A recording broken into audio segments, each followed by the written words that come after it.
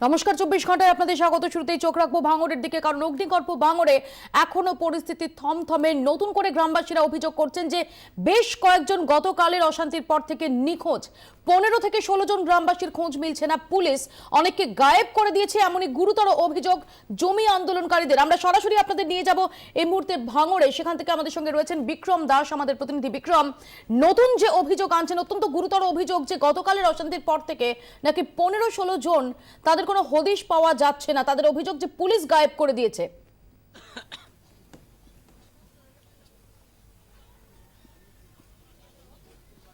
মৌপিয়া, চাঞ্চল্যকর অভিযোগ করছে গ্রামবাসীরা যেটা অভিযোগ করছে যে গতকাল যখন পুলিশের সঙ্গে খণ্ডযুদ্ধ হচ্ছিল গ্রামবাসীদের, সেই সময় তারা চোখে দেখেছেন যে প্রায় 15 থেকে 16 জনকে পুলিশ তুলে নিয়ে যেতে, তাদেরকে মারতে মারতে তুলে নিয়ে যেতে, এবং সেখানেই কিন্তু গ্রামবাসীরা যেটা জানাচ্ছেন যে তারপর থেকে তাদের খোঁজ পাওয়া যাচ্ছে না।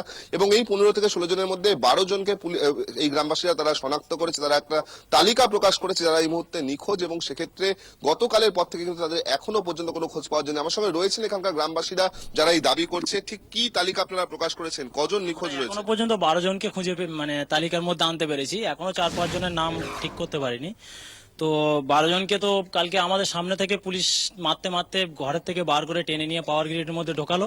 তারপরে তাদের আর খোঁজ পাচ্ছে না। এখন পুলিশের তরফ থেকে জানানো হচ্ছে যে আমরা কাউকে অ্যারেস্ট করিনি। তাহলে তারা গেল কোথায়? তাদের এরা কারা? যেই 12 জনের নাম আমাদের গ্রামবাসী, আমার কাকা, আমার নিজের কাকা আছে। হ্যাঁ, নাম হচ্ছে আজিজুল মোল্লা, সাবিরুল মোল্লা, জাহির মোল্লা, শামশেদ মোল্লা, রৌফ হচ্ছে আমার কাকা, আব্দুল্লাহ, আবুল কাসেম, আইজুল, হাসান, নাসির, বুধো কর্মকার এবং রমজান। এই 12 জনের নাম আমরা পেয়েছি। এখনো 4-5 জনের নাম ওটা কিছুক্ষণের মধ্যে পেয়ে যাবো আশা করি হাতে।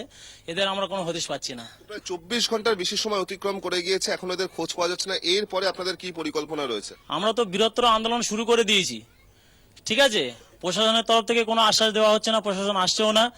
আমরা চাইছি এই আন্দোলন আরো বৃহত্তর করতে চাই। যতক্ষণ না পর্যন্ত মমতা ব্যানার্জি এখানে আসবেন, ততক্ষণ পর্যন্ত আমরা পিছু হটবো না। কোনো পুলিশ প্রশাসনের প্রতি আমাদের কোনো ভরসা নেই, কারণ ওরাই আমাদের ক্ষতি করছে। মমতা যদি নিজে আসে এখানে, তাহলে আমরা তার কথা শুনবো এবং আমাদের প্রস্তাব রাখবো। আর আমরা আশাবাদী যে মমতা নিশ্চয়ই আমাদের কথা শুনবেন। একেবারে মৌপিয়া, তুমি বুঝতে পারছো যে এই 12 জনের তালিকা প্রকাশ করেছে গ্রামবাসীরা নির্দিষ্টভাবে তাদের নাম দিয়ে, যারা কিন্তু এখনো পর্যন্ত নিখোঁজ, যাদের কোনো খোঁজ পাওয়া যাচ্ছে না গতকাল থেকে। যেটা চাঞ্চল্যকর অভিযোগ যে পুলিশকে তারা দেখেছে এই 12 জনকে তুলে নিয়ে যেতে, কিন্তু তারপর থেকেই তাদের আর কোনো হদিশ পাওয়া যাচ্ছে না। বিক্রম, এখানে খুব সংক্ষেপে তোমার কাছে জানার চেষ্টা করবো যে এই যে অভিযোগটা, যেটা অত্যন্ত সিরিয়াস একটা অভিযোগ, যে পুলিশ তাদের মারতে মারতে নিয়ে গেছে, কোট আনকোট মারতে মারতে নিয়ে গেছে, পাওয়ার গ্রিডের মধ্যে ঢুকিয়েছে, তারপর থেকে কোনো হদিশ পাওয়া যাচ্ছে না, এবং 12 জনের নামের তালিকাও তারা প্রকাশ করছে। পুলিশের পক্ষ থেকে এই সম্পর্কে কোনো বক্তব্য পাওয়া যাচ্ছে?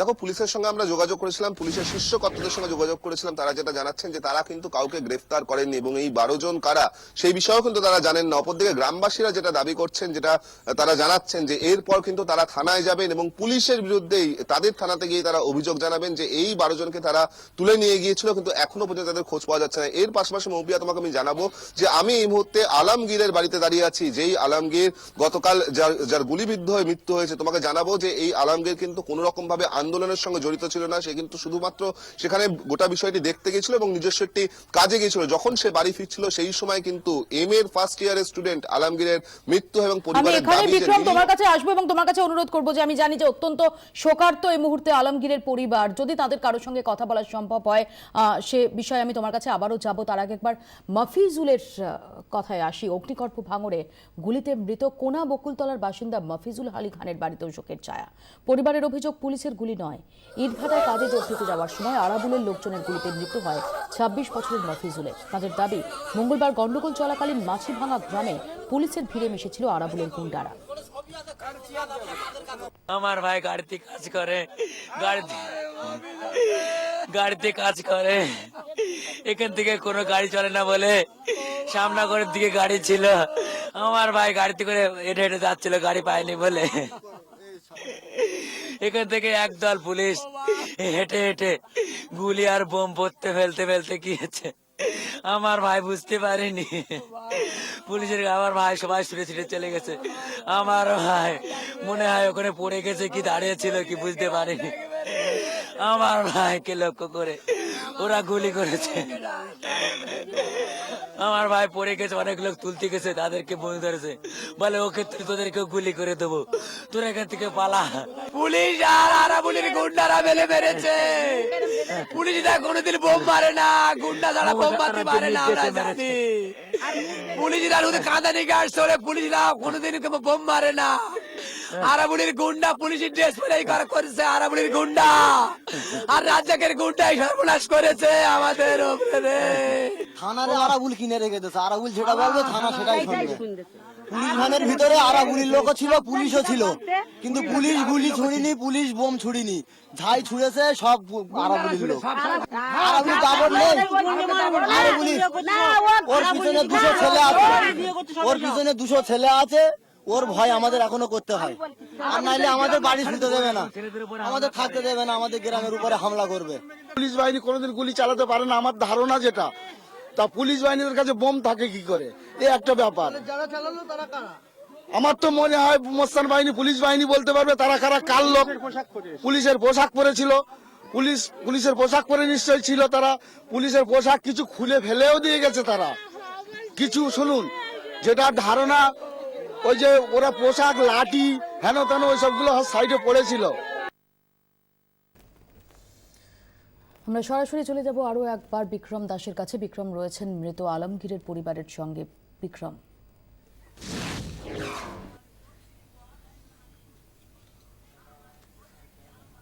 আমি এই মুহূর্তে স্বরূপনগরে রয়েছে, স্বরূপনগর গ্রামে, যেখানে আলমগীরের বাড়ি।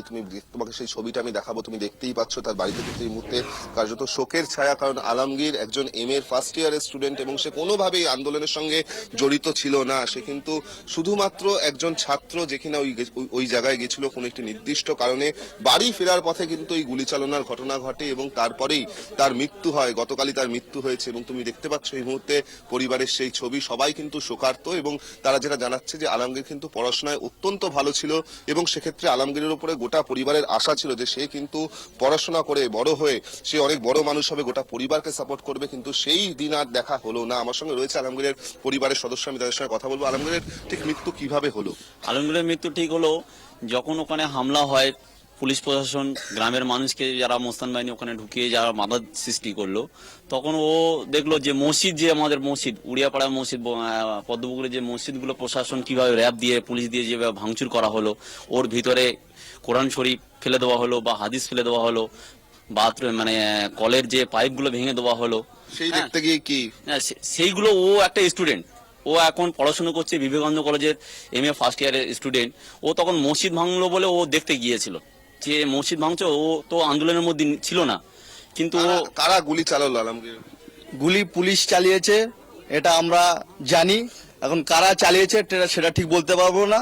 কালকের ও গিয়েছিল, মানে যেহেতু বাড়িতে পড়াশুনো করে, হ্যাঁ, পড়াশুনো করার পরে মানে দুপুরে বাড়িতে একটু কাজ ছিল, কাজবাজ করে ওকে মাকে বলে গেল আমি যাচ্ছি একটু, কি নাকি ওখানে মসজিদ ভাঙাচুর করেছে, আমি একটু দেখে আসছি।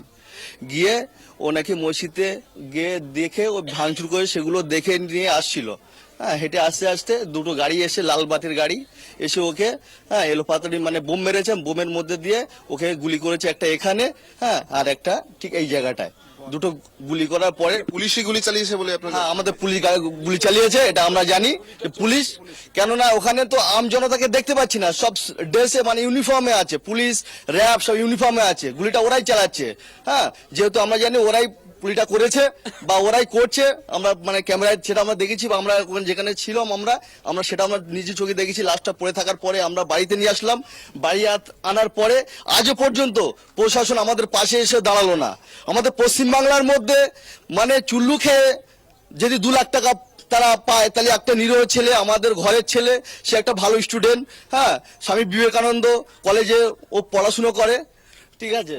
এবারে মোটামুটি আমি আর কিছু বলতে পারছি না। আমি বুঝতে পারছি বিক্রম, তোমায় ধন্যবাদ। এখনো অবধি আকস্মিক বিপর্যয়ের যে ছায়া, তা থেকে বেরোতে পারেনি আলমগীর বা মফিজুলের পরিবার।